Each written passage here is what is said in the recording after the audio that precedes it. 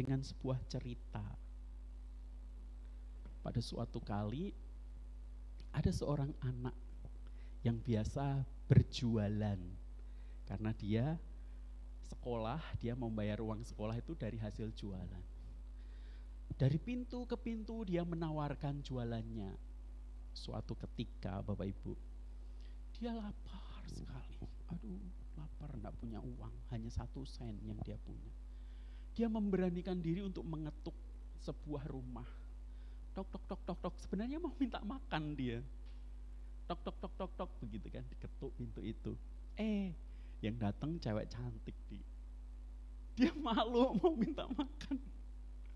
Dia bilang, bolehkah saya minta air putih? Saya sangat haus. Akhirnya diambilkan air putih, dia minum. Tetapi cewek cantik itu melihat anak ini lapar, kelihatan lapar begitu. Akhirnya diambillah sebuah susu. Susu di gelas yang agak besar diberikan kepada dia. Dia minum sampai habis, dia kenyang. Berapa yang harus saya bayar, kata anak kecil itu. Enggak perlu. Mama saya mengajarkan kalau kita berbuat baik sama orang, tidak perlu untuk meminta imbalan, dia bilang. Akhirnya dia pulang, dia setelah mengucapkan terima kasih, dia pergi dengan perut yang sudah tidak lapar lagi. Ya. Dan dia merasakan kasih Kristus yang begitu besar melalui hal itu. Oh, Tuhan itu baik begitu. Singkat cerita Bapak Ibu, suatu ketika gadis ini didiagnosa penyakit yang unik dan aneh pada waktu itu. Dokter-dokter di kota itu nggak bisa menyelesaikannya, akhirnya dirujuk ke kota besar. Nah, setelah dirujuk di kota besar, dokter melihat, oh ini orang dari mana kok sakitnya aneh, belum ada obatnya dan lain sebagainya kan. Nah, akhirnya Howard Kelly membaca itu. Terus kemudian dia lihat, oh kotanya dari kota di mana dia dulu pernah tinggal di situ. Dia bergegas turun dari lantai 3 untuk menyaksikan siapa sih orang ini yang sakit itu. Enggak butuh waktu lama, sekejap saja dia lihat, dia langsung tahu.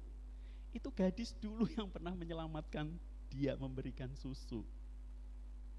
Wah, dari situ dia berjanji untuk benar-benar dengan serius merawat, menolong gadis ini. Dan sampai satu titik gadis ini sembuh total sakitnya, Bapak Ibu. Terus kemudian Howard Kelly berkata kepada bagian keuangan, tolong kasihkan list uang yang harus dibayar. Dia ambil, dia tulis dengan kata-kata itu tuh Bapak Ibu, paid in full with 1 glass milk. Ya, telah lunas dibayar dengan segelas susu. Dengan segelas susu ya. Nah, terus setelah itu diberikan ke bagian keuangan dan diberikan ke gadis itu. Dengan sedih gadis itu gak berani untuk membuka, pasti ini mahal sekali, saya gak mampu membayarnya. Dia diem-diem begitu kan, udah dengan penuh ketakutan. Akhirnya dia memberanikan diri, dan ketika membukanya, betapa terkagetnya dia membaca tulisan itu. Dan ada tanda tangan Dr. Howard Kelly. Sebuah belas kasih yang begitu sederhana itu akan menumbuhkan belas kasih yang lain di dalam kehidupan kita. Dan orang yang telah mengalami belas kasih itu pasti akan menunjukkan hal yang serupa kepada orang-orang yang lain. Bukankah itu yang dialami oleh Bartimeus? Bukankah itu yang dialami oleh kita semua di tempat ini? Kita mendapatkan belas kasihan, bukan hanya penyelamatan daripada hal-hal sepele sederhana, masalah-masalah sepele yang kita hadapi di dalam kehidupan kita sehari-hari. Lebih dari itu, Tuhan menyatakan belas kasih-Nya untuk menyelamatkan kita dari dosa yang Tidak ada seorang pun yang mampu untuk menyelesaikan itu kecuali Kristus di atas kayu salib bagi kita. Bapak Ibu Saudara yang terkasih, di tengah-tengah perjalanan penderitaan dan kematian, itulah belas kasih Kristus masih dinyatakan. Dan sampai akhir Tuhan Yesus menyelesaikan penderitaan dan kematian itu, belas kasih yang sama masih bergema kepada setiap kita. Lebih dari sekedar materi, makanan, tetapi kehidupan yang kekal. Kita mengaku, aku mendapatkan itu, Pak. Termasuk saya juga, aku mendapatkan itu. Kalau kita mengaku kita mendapatkan itu, terus kemudian kita tidak menghidupinya untuk membagikannya kepada orang-orang yang membutuhkan. Apa? Orang macam apa kita?